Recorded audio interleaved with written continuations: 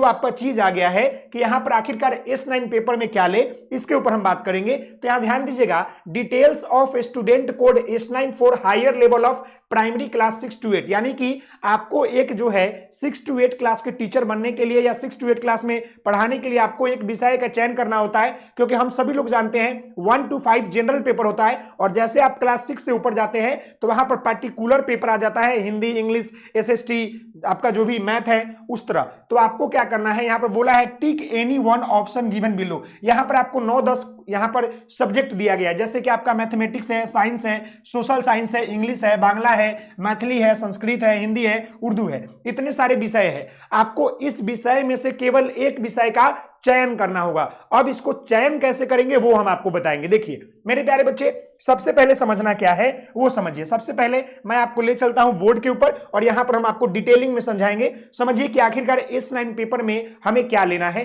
जैसे कि मैं आपको बता दूं, देखिए मेरे प्यारे बच्चे, S9 पेपर की बात किया है, इसमें आपका किसके लिए है, तो ये आपका 6 to 8 के लिए है, 6 to 8 क्लास के टीचर के लिए। अब यहां पर हम बात करेंगे DLED के बारे में। अब देखिए DLED जो है कौन कौन करता है, तो DLED दो तरह के बच्चे करते हैं, एक आपका जो है क्लास 12 वाला, और एक आपका जो है ग्रेजुएशन करके DLED करते हैं, यानी क्लास 12 प्लस DLED कर रहे हैं, और एक बच्चा जो है जो ग्रेजुएशन पास आउट है DLED कर रहा है। तो इस केस में जो है हम S9 पेपर में क्या चयन करें। अब S9 पेपर में क्या चयन करें, देखिए क्लास 12 वाले जो बच्चे हैं जो DLED कर रहे हैं उनके लिए तो इजी है, क्योंकि आपको पता है कि क्लास 12 के बाद DLED कर रहे हैं तो 2 साल बाद आप जो है क्या कीजिएगा, 2 साल बाद आप जो है ग्रेजुएशन कीजिएगा ना। तो मेरे प्यारे बच्चे, आपको पता है कि आपने क्लास 12 में क्या पढ़ा है। अगर आप बात कर ले, क्लास 12 की बात कर ले, तो क्लास 12 में भी कैटेगरी होता है, आपका आर्ट्स का होता है और आपका साइंस का होता है। मेरे प्यारे बच्चे समझ गए ना। तो मान लीजिए कि क्लास 12 करके DLED कर रहे हैं और आगे चल के आप 2 साल बाद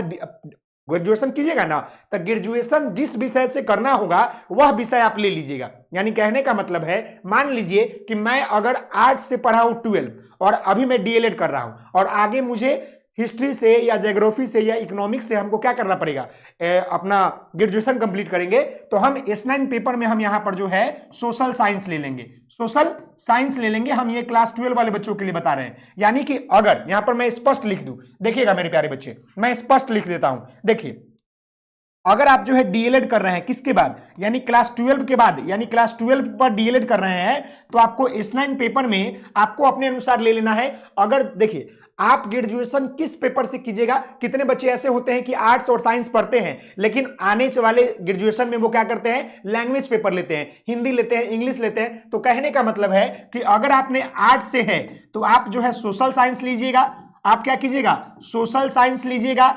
और अगर आप जो है साइंस से है मेरे प्यारे बच्चे, और अगर आप जो है साइंस से है तो आप जो है साइंस लीजिएगा। क्लियर है ये बातें तो समझ गए। अगर आर्ट्स वाले बच्चे हैं तो आर्ट्स लीजिएगा, साइंस वाले हैं तो साइंस लीजिएगा। अब रही बात कि सर मुझे हिंदी लेना है, इंग्लिश लेना है, तो जी हाँ मेरे प्यारे बच्चे, आप ले सकते हैं। अगर मान लीजिए कि हमने क्लास 12 जो है क्या किया है, हमने साइंस से किया है, लेकिन हमको क्या करना है, ग्रेजुएशन जो है मेरे प्यारे बच्चे हम हिंदी से करना चाहते हैं, इंग्लिश से करना चाहते हैं, तो देखिए अगर आप जिस विषय से करना चाहते हैं उस विषय का चयन कर सकते हैं, किसी तरह की कोई दिक्कत नहीं है। यानी क्लास 12 वाले बच्चों के लिए किसी तरह का कोई आपत्ति नहीं है। आप जिस विषय से ग्रेजुएशन करना चाहते हैं आप उस विषय का चयन कर सकते हैं, नहीं तो आप लैंग्वेज पेपर यानी कि हिंदी भी ले सकते हैं, मैथ भी ले सकते हैं, जो मन है कोई एक विषय आपको लेना है। अगर आप साइंस से क्लास 12 किए हैं और आने वाले समय में आप मैथ लेना चाहते हैं ग्रेजुएशन में, तो आप मैथ ले लीजिएगा ताकि आपका सेम हो जाएगा। अगर आप मान लीजिए कि क्लास 12 आर्ट्स से किए हैं, आने वाले समय में आप ज्योग्राफी ऑनर्स लेकर ग्रेजुएशन करना चाहते हैं, तो आप वहां पर सोशल साइंस ले लीजिएगा। अब मान लीजिए कि आपने आर्ट्स और साइंस या कॉमर्स, कोई भी बच्चा मतलब 12 किया है और उसको लैंग्वेज पेपर लेना है आने इन फ्यूचर में,